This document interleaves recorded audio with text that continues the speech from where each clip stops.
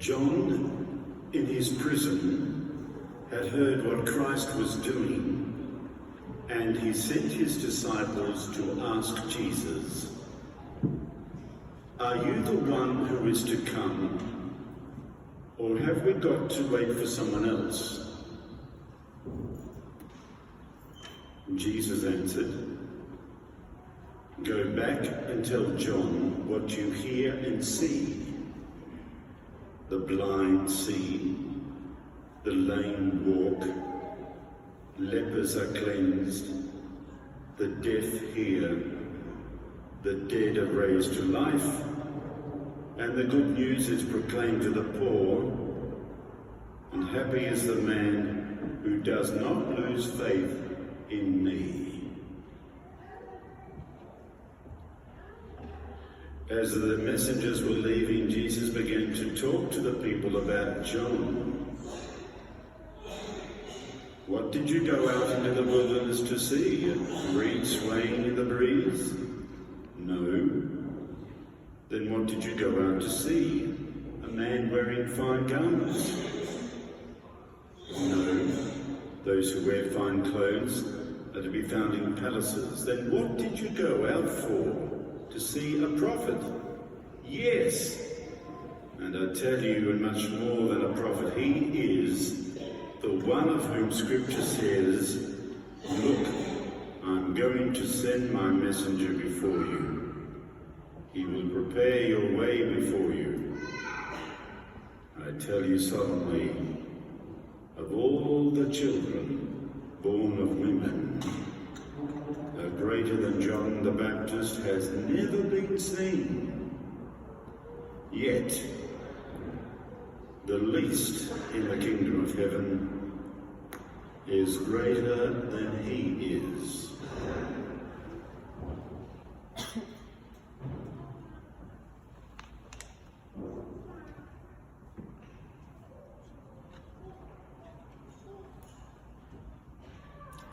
The Gospel of the Lord. Praise to you, Lord Jesus Christ.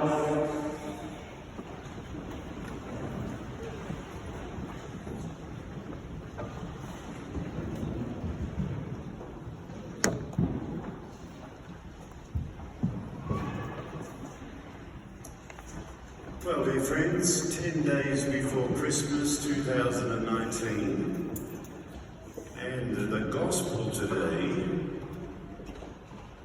sends out an image of the salvation relay, the changeover, a relay race. When I was at school, I used to love athletics, and the one I liked the most was the relay race. 4 people, they run with a baton in their hand to the next person, the next person, the next person, the next person. And it's like that, in a sense, in today's Gospel. It's a salvation relay race. Now here we have John the Baptist running. Although in prison, he's run his whole life carrying the baton of faith. And he knows his life is coming to an end. He clarifies that the one they're talking about is his cousin Jesus. They met when they were both in their mother's wombs at the visitation. He clarifies that because he's starting to hand over the baton of faith to Jesus. Now we see this as the Old Testament closing and the New Testament starting. The Old Testament is rightly called the Jewish Bible, and the New Testament is the good news of salvation in Jesus Christ. John the Baptist was the greatest of the Old Testament prophets and the first Christian saint. He's the hinge between the Old Testament and the New Testament. And now here he is, handing over to Jesus, who's just beginning his 3-year public ministry. He hands it over to Jesus, and Jesus comments back to say that of all women ever blessed, John the Baptist is the greatest, and Jesus gives him tremendous praise for handing over the faith to a new generation. So what is the baton? The baton, everybody, and you and I have got it in our hands now, because we're living in this world as baptized. The baton proclaims, not just says proclaims, you are loved by the God of love and mercy. You are saved from all your sins and all your weaknesses. They are forgiven by God who is merciful love. And you are sent out as missionary disciples to the world in which you live.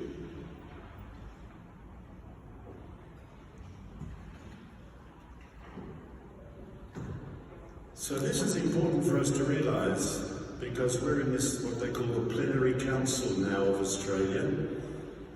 You've heard about it long enough, and I do want you to get engaged with it, because there's no point in you saying, I want the church in the future to ... and you don't actually get engaged with the movement. It's in the newsletter again today, all about the small groups that are happening all around Australia. And formally, many of us will meet in Adelaide next year and in Sydney the year after to articulate the pastoral agenda for this baton of faith to be handed to this country and this generation and the new generation coming. I notice here in this part of Australia, particularly here in this archdiocese, as in other dioceses in the eastern suburbs, eastern states, there is a stress on the governance of the Catholic Church in Australia, and rightly so, because of not only the sex abuse crisis, but also of the secularism in the world in which we're living. It seems that a lot of our structures, our governance structures in the Church, seem to be needing some renewal of some sort. And that's good and well that we consider it. But if that's the only thing we're considering, then we're not even a third of the way there. Because when you and I became baptized and were given the baton of faith, we're given Jesus and his mission in the world, which is always to be governor, or king, sanctifier, priest, priestly role, and thirdly, the prophetic role of the church. Now, you and I are practical Australians, most of us, therefore we go like bees to honey to the governance issues because we love structures. And we have a good sense of when a structure's not working, so well and good. But that's not all. Now, I'll give you an example of the other two areas that we've got to keep in mind. Now, I wasn't with you last Sunday, I hope you missed me terribly. I was over in Perth. And every couple of years we have a national gathering of young people.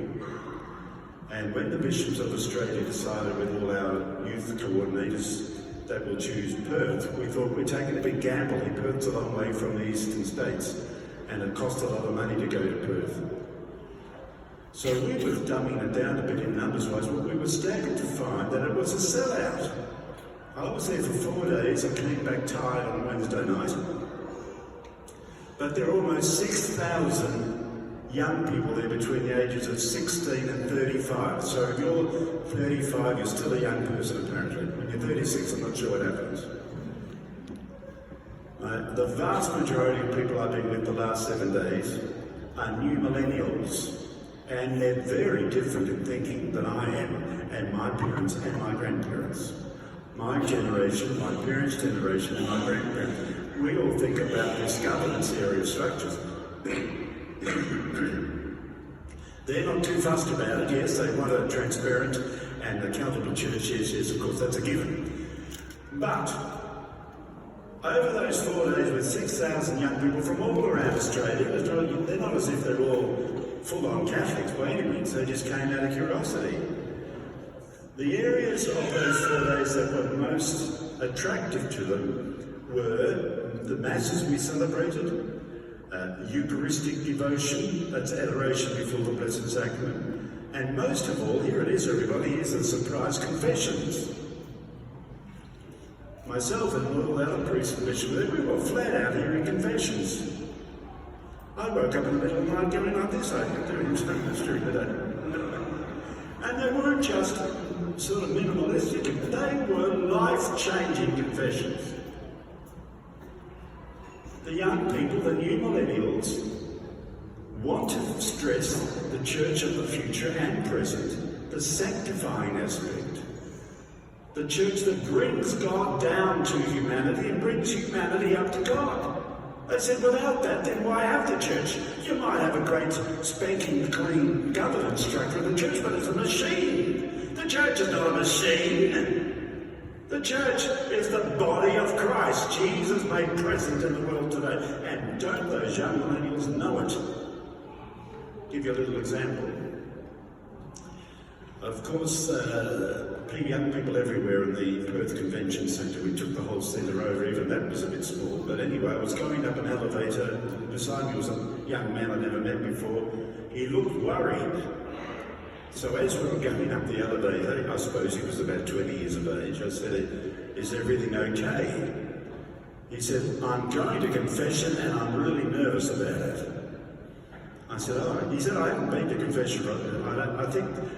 I think the only time I've been to confession was my first confession, and that's possibly been my last confession. But I want to go to confession. But I'm very nervous, I've forgotten about what I have to say and the structure of it all, and I'm just worried about whether I'll get a hard time from the priest. So by this stage the elevator had stopped, so we walked on, and we had for about a minute a one-to-one, and I just tried to encourage him. I said, well, I was at confession yesterday, and there was a big crowd there, and as far as I could see, everybody was forgiven, and everybody had a nice smile on their face as they left off. There was lots of Kleenex tissues in great use too, because when you are converted to Jesus and it touches your heart, it often touches your tear ducts as well. At any rate, I was encouraging him. And he said, oh, well, thanks for that. He said, I said, you better go on because there'll probably be a big crowd there, as there was yesterday and the day before. I said, now, if you find that there's no time left for your confession because the priests are busy, for the next couple of hours, I'm going to be up that corridor in meeting room number 7. So if you want, you can come up and just see me, and I'll come out and I'll hear confession, because I really want you to have that which you want today. And he said, now who are you? And I showed him mine. Isn't it funny how those conference tags are down towards your tummy? Everybody, what's your name? So you have to lift it up. Oh, he said, oh, you're an archbishop. He said, oh. Oh, I said, I feel like an angel. Forget the fact that I'm an archbishop. I feel I'm an angel come to you to encourage you to be courageous. And he said, well, thank you, Bishop. I really need it. So off he went, and I've never seen or heard of him since. So I presume that all went well. But isn't that wonderful, everybody? Isn't that wonderful that the young people are telling us, showing us the way on that particular area? That it's just not about governance in the church of the present and future, particularly as we discussed it at the plenary council.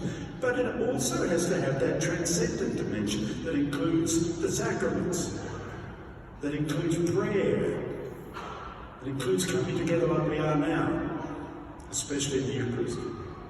But there's a third aspect, isn't there, as I mentioned, when we're baptised, priest, prophet and king.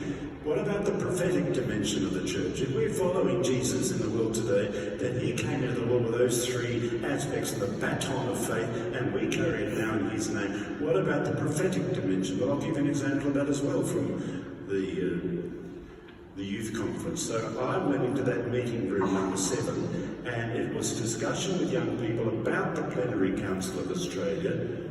And I was delighted to see that in that room, which had about 40 people, and we all broke up into little groups after coming together at the start, there were lots of Aboriginal young people there. Aboriginal people came down in big numbers from Broome, up in the Kimberley, the Diocese of Broome, and from the Diocese of Darwin. Big youth Aboriginal communities there. And they contributed really well. Quite often Aboriginal people are very quiet in these sorts of Anglo-Saxon sharing groups, but they felt very much loved, and there's a certain energy when young people come together. There's a tribalness. It's very hard for a young person to come to Mass and they're the only young person in the Mass. But if a young person comes to Mass and sees a lot of other people their age here, he or she is given a lot of encouragement. When there's 6,000 young people at the Mass, it's really extra encouragement. And these wonderful Aboriginal people are the most endangered Australians at the moment. Do you know why? Because in the Kimberley region of Australia, which is the northwestern part of Australia, the highest rate of suicide in the world is amongst young Aboriginal people. In the world. Can you imagine that? In this wonderful country of plenty, the poorest of the poor are our Indigenous people. And here they are, they're sharing with us the importance of being a prophetic people. They didn't use those words, but the idea of making sure we bring the strugglers with us. Not only that, making sure we see Jesus in the strugglers. It was so easy for us to see Jesus in those Aboriginal people, and we were taught, including myself in a big way, to be servants of that voice and to be led by that voice, because that voice is the voice of Jesus leading us into the future. So here I am back here with you at Lent, Advent, on the Advent journey towards Christmas. I'm coughing. I've lost my voice, I talk too much, shouted out too much. Young people love shouting. You've got to shout back because they have that music up very loud. I'm not a young millennial, thanks be to God, but I've listened to them very much and they can teach us a lot. So everybody, let's expand our minds and hearts. I leave you with a little image of Pope Francis. Summarises everything I've said. So if you haven't got what I've said already, I'm giving you another chance. Listen. It's all going to be over in 30 seconds. Here's your opportunity. Here's the take-home image. On the third week of Advent, with the Rejoice candle lit today, rejoice that God in the Holy Spirit is working infinitely more than you and I, puny minds, can ever thought or imagined. Awaken to the God who awakens to us in our need. Open wide your heart, your mind, and your hands to God. That's what Pope Francis says. If you want to take the baton of faith and run with it into a new generation, and that's what we want to do, particularly in the Plenary Council. What shape will the church look like? The church's shape will be based on a conversion of heart. That's what the young people going to confession were doing. Conversion of the heart. Conversion of the mind. That's what we do pretty well, us parents and grandparents and great-grandparents, with the governance aspect, structure of the church, and then the conversion of the hands. Let the poor, the Aboriginal people of Australia, speak. Give them an environment where they can speak, and don't shut them up because we talk so much and talk on their behalf. Let them speak and let them lead us, because they are the hands of God today. That's why we worship a little baby in a manger, a baby that can't speak, a baby that can just cuddle into the mother and the father. And yet, that child is the baton of faith that we carry in heart, head, and hands. Amen.